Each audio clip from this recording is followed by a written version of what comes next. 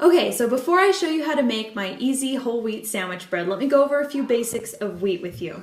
Now, number one, there are two basic kinds of wheat that you can store for food storage. One of them is white wheat. You can see it's light in color. The second one is a red wheat. You can see it's darker in color. This red wheat has a more intense flavor than this white wheat. This is probably what you grew up on. This is what I grew up on if you had a mom who was into food storage. The white wheat has a much lighter flavor and is much easier disguised in all of your baked goods. Now, a lot of people ask, well, doesn't the red wheat have a higher protein content? And it does, but just by a tiny bit. So my whole philosophy is, if I were to use the red wheat, I would have to put in some all-purpose flour to make my family like it because it has such a strong flavor. Then I'm cutting the protein content anyway, so I might as well just go with the white wheat and be able to use it 100% in my cookies and cakes and bread. Now, the second thing we need to talk about is the best place to get your wheat. Now, any of the basic food storage products are always best to buy from the LDS cannery, and you can buy those online. You don't have to be LDS or Mormon, and you're going to get the best price possible. Now, case in point, let me put this wheat back in this can because I just opened it. So a number 10 can of wheat from the church cannery, from the LDS church cannery, is about $4.50 a can. I just opened this can. It happens to be from Thrive, but this is pretty much across the board any food storage company. This can at Thrive costs $7.58, plus it's not even all the way full. Now, when you get a can from the cannery, they're going to fill it all the way to the top, and because they're not making a profit on you, they're just passing on what they paid, you're always going to get the best price. And you can even double check that because when you look at the weight on the LDS cannery website, it says you're going to get 33 pounds for 6 cans. And on you're only going to get almost 5 pounds in a can from Thrive. So that's really every food storage company, not to single out Thrive. It's just that's what I had to show you. Now I'm going to go ahead and grind my wheat in my Nutrimill. The wheat grinders that I like are the K-Tech or Blendtec kitchen mill, or now it's called a, what's it called now? Anyway, Blend Mill or something from K-Tech or Blendtec. That's good. It's a good, cheaper, smaller, but it's very loud. I like the Nutrimill. It's got this pull out that I'm going to pull the wheat out in.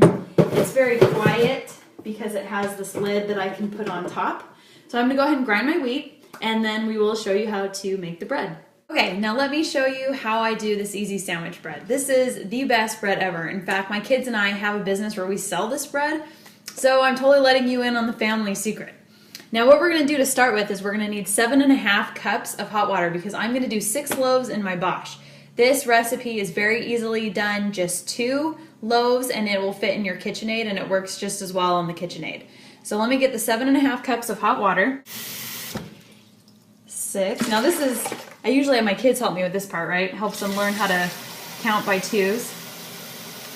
Okay, so there's our 7.5 cups of, warm to hot water like you would use for making bread. We're going to use a scant, which means slightly less than 1/3 cup of instant yeast. Now I use the dry instant yeast, and I get mine from Costco. Whatever you do not fall for the food storage company's ploys to buy yeast from them. It is so expensive, and you can very easily get yeast in bulk at, like Winco or Costco, Sam's Club. Any of those places are going to carry the yeast. Much cheaper. Now we're going to add in our sugar. We're going to put in 2 cups of sugar. Now you can either use honey, and you can use even a little bit less honey because honey is, sweeter for its pack a punch, We're going to use 2 cups of sugar, but it calls for brown sugar. But you know me, I don't buy brown sugar anymore. I make my own. So all I'm going to do is I'm going to add in 2 cups of white sugar, and then I'm going to add in 2 tablespoons of molasses. Now I don't buy my brown sugar anymore because I go to a box store like Smart & Final, and I buy a really large bottle of molasses for about the price of a tiny bottle that you would get at the grocery store. So I can make my brown sugar a whole lot cheaper. And then anytime I have a recipe that calls for brown sugar, I just add in the sugar and add in some molasses, and I've got my brown sugar. So there's my 2 cups of white sugar. Then we're going to put in 2 tablespoons of molasses. Now if you want to make your life really easy, you can spray your tablespoon with, like Pam or nonstick spray before you add it in. And so it's 1 tablespoon molasses and 1 cup of white sugar is a great substitute for brown sugar. And that brown sugar in this wheat bread, brown sugar is awesome anytime you're using anything with wheat because it's already got that moisture in it and it's a little bit darker color, so it does a world of good when you are trying to disguise wheat in things. So there's our sugar, and that sugar is going to get together with that yeast, and that yeast is just going to love it, start eating it up, and really get puffy and get going. Now there's no need to wait. You can usually already see that your yeast is starting to dissolve and it's starting to work, so I just keep going. Now what I'm going to do is I'm going to add in my dough enhancer ingredients. Now we're not going to buy a dough enhancer either because those little cans of dough enhancer are like $7. That's a ton. When we can just use our food storage products and make our own dough enhancer. So we're going to start out with some vinegar. Now vinegar is an acid and that is going to help our bread. Now the rule is you want to use the same amount, no more, as you used yeast. So we're going to do just a little bit less than 1/3 of a cup of vinegar. Now some people use like crushed up vitamin C tablets, and that does the same thing. I just think vinegar is a whole lot cheaper and it's something that you have around.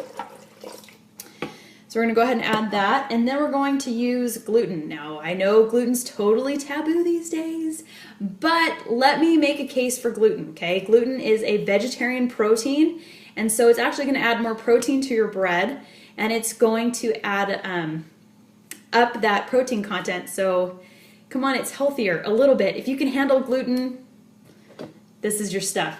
I get mine from Honeyville when they run coupons a lot, and so I stock up then, but places like Winco in their bulk section also carry gluten. And what you want to do is you want to factor in 1 tablespoon of gluten per cup of flour. Now the reason why gluten is so great when it comes to wheat is gluten's basically what makes those bubbles in your bread.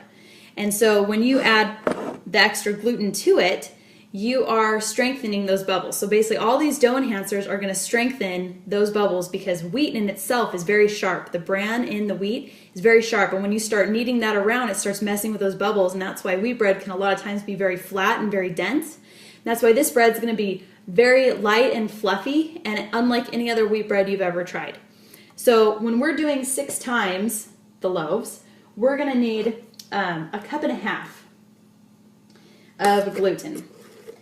So we're just going to do 3/4 cups. I wanted to show you the real deal so you can actually see how easy this is and not have it all staged out on the little cups, because this really is quite easy to make. And then the next thing we're going to add is potato flakes. Now mine come from the cannery, even though my lid's upside down. Whoops, opened it on the wrong side. We're not going to use potato buds. They're artificially flavored with butter, and so it's going to mess with the flavor of your bread. So we're just going to use the cheapest potato flakes around, and that again is going to be from the LDS Cannery. Any of these basic items that the LDS Cannery sells, you're always going to get the best price there, right? We get it. Okay. So we're going to do 1.5 cups as well of the potato flakes, and it's pretty much the same as the gluten, about 1 tablespoon per cup of flour. You can mess around with it a little bit if you want to. You can also, this is what pioneer women would do, they would use the water that they bake their potatoes in, because that water is also going to have the starch. Now the starch from the potato flakes sort of acts like goo to bicycle tires. My husband likes to bicycle and he puts goo in his tires. It strengthens his tires so that they don't pop. Well, that's the same thing the starch and the acid are doing. And also actually the sugar is also part of our dough enhancer because that really gets the yeast going. What we're looking for, those nice stretchy bubbles, that's what's going to give us that light texture and really wonderful bread. So now that we've added that in, we're going to add in our salt. Now the salt is 2 tablespoons of salt. And I just get my salt when it's on sale and stock up. There's our 2 tablespoons for that. And we're also going to put in butter. We're going to put in 1/3 cup of butter. And I just pulled my butter from the fridge, so that's why I diced it up into the small pieces. But because the water is so warm, it's really going to melt quite fast in that warm water, so I don't usually worry a ton about having it be at a really great temperature. If it's just really cold, I cut it up into smaller pieces so that it can melt faster.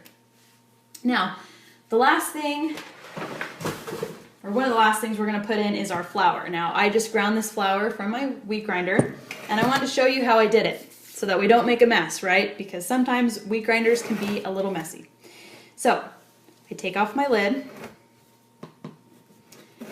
and I put it over my Bosch, okay? Then you can just put it on top and tap it. You get a lot of that flour off and not on your counters. Now, if you're using your wheat grinder and flour starts blowing out from it, that's because you filled your hopper too full with wheat, which I am definitely guilty of. I get a little zealous every once in a while when it comes to trying to fill my wheat grinder up as full as possible. Okay, so now for this, we're going to put in half the flour right now so that we can put our powdered milk on top. Putting our powdered milk on top, because if you put it in before, you will get powdered milk clumps in your bread, which is nasty and we don't want. So, what happened to my cup? Oh, here we go. Okay, so we're going to do like 8 cups of flour, and then we're going to go ahead and put in our 3/4 cup powdered milk on top. That will mix in with the flour so that we don't get clumps in our bread. That took me a really long time to figure out. I used to always wonder why I had these clumps in my bread. And then I figured out it was the powdered milk. And then I figured out if I added it at the end on top of my flour, I didn't get those clumps anymore. So that is a really good trick anytime you are doing bread, to always put in your powdered milk at the very end or on top of your flour so that you don't get that mess. Okay. So now we're going to add in our 3/4 cup of powdered milk. Now, again, I get my powdered milk from the LDS cannery, and that is where you're going to get the best deal. I'm going to put my lid on top, and I'm going to have it mix around until it's incorporated, and then I'm going to add in the rest of my flour. Okay, so it's incorporated. I can show you. So it just looks like this. It's soupy, obviously, because I only have half of the flour in there. We don't even need it really mixed in a ton. We just want it mixed in enough that we can add in the rest of the flour. So I'm going to go ahead and add in the rest of my 8 cups of flour. And then I'm going to use my bread trick. Now, my bread trick is I don't have all day to make bread. And especially when you have a Bosch, you have the power to shortcut your bread. Now, how you do that is you are going to knead this on, let's say, 1 or 2, probably 2, and you're going to knead it for like 15 minutes just in your Bosch. And when you do that, that's going to develop those gluten strands so they get nice and stretchy. You want them, you think of them sort of like rubber bands. You want them all warm so that they stretch more when they're baking. We can do that by kneading for about 15 minutes. Then when it's done kneading, you just turn it off, let it take a nap. That's what I tell my kids, it's taking a nap for about 10 minutes, and then you can go ahead and shape your loaves, let it rise, and bake. That cuts out like 45 minutes to an hour depending on what you're doing, and it's a great bread trick. I use it all the time. Anytime I'm making bread, it is awesome. So I'm going to go ahead and get this going. You want to make sure that you have enough flour, and the way that you're going to know you have enough flour is when your bowl starts cleaning itself because it has enough flour. If it's not, you need to add in a little more at a time. So let's go ahead and get this going and see how it looks. Okay, so as you can see, it's starting to clean the sides of the bowl. And so I'm just going to go ahead and let it knead with this top lid off so that air can escape, because otherwise you're going to get a lot of steam in there and it's going to make your dough sticky again. So we're going to go ahead and let this knead for 15 minutes and then we'll look at it from there. So it's been about 15 minutes and I want to show you what the dough looks like now. Let me go ahead and unlock it here. You're going to see some great gluten strands here. That's what we want. Another way you can tell is at this point it should not be sticky when you touch it like this. And the other trick that I use, this is anytime I make bread, you can tell when the dough is the right consistency, and I mean like flour to stickiness ratio, because I think it should feel like baby cheeks. So the dough should be nice and soft and kind of plush, just like baby cheeks would be. Now I'm going to go ahead and let this dough sit and rest, take a nap for about 10 minutes, and then I'm going to shape it and show you all the tricks for that. Okay, so as you can see, it definitely had a nice good nap and it's already starting to rise. So I want to go ahead and get it out of my bowl. My trick for doing that is I usually spray my hands with some non-stick spray, and then it makes it really easy to get it out of the bowl. Now, when you're using, or when you're going to do wheat bread, we need to talk bread pans now. Let's get this out, just sort of clean off the dough hooks. And you can give your counter a little bit of a spray. That way we don't get the flour everywhere on the counters. I'm going to go ahead and dump this out. Now this makes 6 loaves, but you need to know when you're doing wheat bread that you need to use a special bread pan, one that's a little bit smaller, because when we're doing whole wheat, it makes it a little bit harder for those gluten strands to get all the way across the pan. So if you use a larger pan like this, which is something you'd use for white bread, as opposed to something like this, which is your wheat pan, when you use this larger one, sometimes the bread has a hard time reaching all the way across and it can fall. So there's my other trick, is to use a pan that is, this one is a Wilton one, it's 8.5 by 4.5 by 2.5 inches. And we'll put a link on the post so that you can see where you can get those if you don't have them. Now we need to separate this dough into 6 equal sections, and I am super precise, or some people might call it OCD, so I use a scale. Now I'm just going to go ahead and I'm going to divide it in half, and then I'm going to take my halves and I'm going to divide those into thirds. Now this is actually a great way to teach your kids fractions. I was amazed the other day, my 5-year-old figured out fractions and how to divide things up so you can get the right number. This is why I love having my kids in the kitchen with me. Okay, and then you can just weigh out your pieces and make sure that they are all the same size. Now when you have them all weighed out and you have them the same size, let me show you the correct way to roll out your dough. Now some people just shape it like this in their hands until it's sort of a dough shape. I think this is the Chef Brad trick, right? And then you take it and you give it a big thump in your bread pan and it gets out the air bubbles. So that's one way you can do it. The other way that you can do it is to take your rolling pin and just roll it out. When you roll it out like this, you're getting out all those air bubbles so you don't get one of those annoying big bubbles in your bread that really ruins your ability to make a good sandwich.